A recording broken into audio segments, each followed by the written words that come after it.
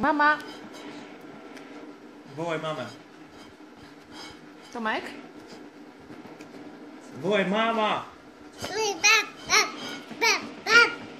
To jest mama? Baba. A gdzie jest Tomek? Gdzie jest Tomek? Tu jest Tomek. Dobrze. Brawo! A gdzie jest Fiolka? Tu jest Fiolka. A gdzie jest tata? Tu jest tata. A mama? A mama? Gdzie jest mama? No dobrze! Wszystkie odpowiedzi poprawne. Zaliczono. Brawo dla Tomcia. Piątka. Brawo! Brawo. Jeszcze powiedz mama tylko. Pięknie, brawo! Z racji, mój synek. Mama!